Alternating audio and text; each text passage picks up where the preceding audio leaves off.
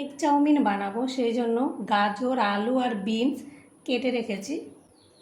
হলুদ মাখিয়ে নেব, 1 চিমটি হলুদ গুঁড়ো, পরিমাণ মতো নুন মেখে নেব। চাউমিনটা সেদ্ধ করব, জল বসিয়েছি, জলের মধ্যে অল্প একটু তেল আর নুন দিয়ে দিলাম। আমি 1.5 প্যাকেট চাউমিন দিয়ে দেব। চাউমিনটা সেদ্ধ হতে দেব। চাউমিনটা সেদ্ধ হয়ে গেছে, এখন ছেঁকে নেব। ছেঁকে চাউমিনটা খুব ভালো করে জলে ধুয়ে নেব।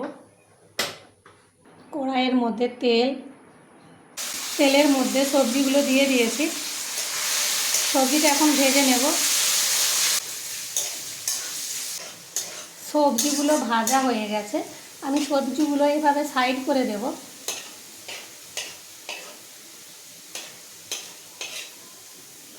মাঝখানে 2টো ডিম দিয়ে দেব।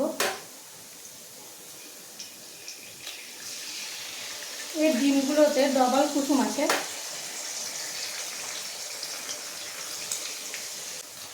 ডিমের উপরে অল্প একটু নুন ছিটিয়ে দিলাম। কিছুক্ষণ এভাবে হতে দেব। এখন ডিমটা ভুজিয়া করে নেব।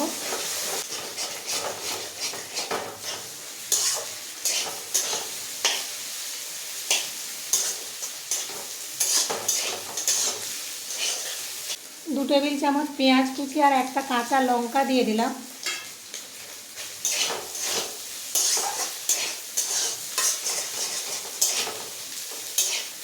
একটু ভালো করে ভেজে নেব। ডিমটা এখন একটু ভালো করে ভেজে নেব। ভাজা হয়ে গেছে, এখন সেদ্ধ করা চাউমিনটা দিয়ে দিলাম। 1 চা চামচের 4 ভাগের 1 ভাগ গোলমরিচ গুঁড়ো, 1 চিমটি গরম মশলার গুঁড়ো, একটা ম্যাগি মশলা, নাড়তে থাকবো।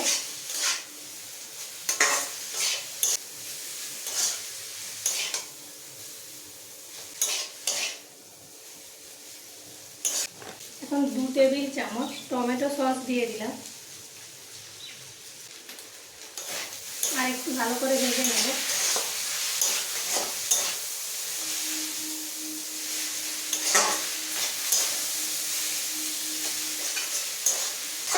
একটু নুনটা চেক করে নেব।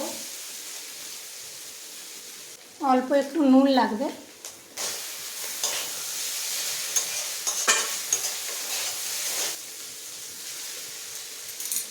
চাউমিন তৈরি হয়ে গেছে, এখন নামিয়ে নেব।